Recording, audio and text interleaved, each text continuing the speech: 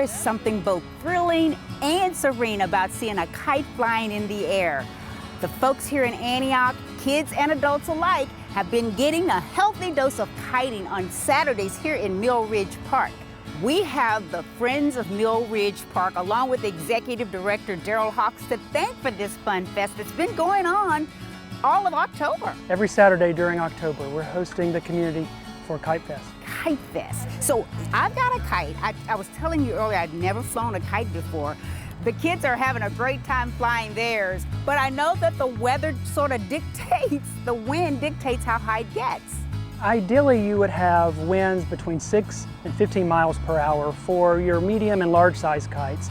We have free to the community these smaller beginner kites that actually will fly in 1 mile per hour winds.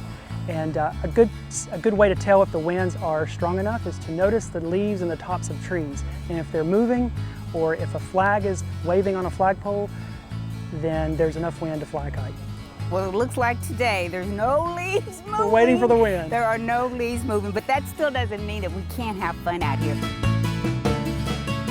Now, the kites that you're giving away, you said are very simple to even assemble. These smaller kites are great for beginners. Kids and adults can fly these with just 1 mile per hour winds. They come in 3 parts. There's the kite body, the tail or the ribbons, and then the reel and flight line. So, Daryl, in my many years of life, I have never flown a kite before. Do you have any tips to help me? Absolutely. The first thing you want to do is choose a safe place that's ideal for flying kites. And so an open space away from buildings, away from power lines, away from roads. And that's what we have here at Mill Ridge Park, right? Ideally, there is enough wind, between 6 to 15 miles per hour winds, that you can fly the kite while standing still, essentially. Once the kite rises into the sky high enough, the wind will steady and the kite will soar a lot smoother. How you can control that is through releasing flight line to give it more elevation, as well as a swift jerk of the wrist to tighten that line. Good tutorial, Daryl. So I'm going to try this, although I know the wind's not going to agree with me, but let's see what happens. Mill Ridge Park extends for about as far as you can see. We are over 600 acres of hills and forests. How am I doing?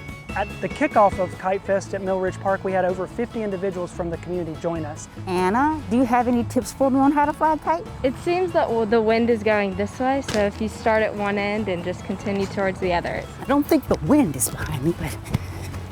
And Kite Fest at Mill Ridge Park is just one example, one idea that we have for ways to engage our community here at Mill Ridge Park. I mean, if you just let the string out a little bit longer and then hold it by the string, it can get a little bit more air.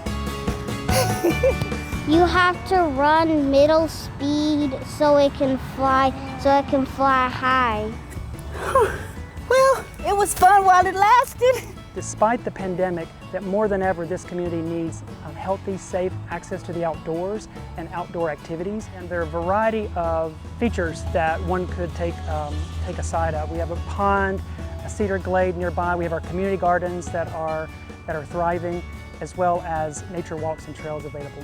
Well, it looks like, unfortunately, I was hoping to fly my first kite today, but the wind is not agreeing with us today. I don't think we could have found a more picture-perfect scene to fly a kite. This is absolutely gorgeous. Thank you, Daryl.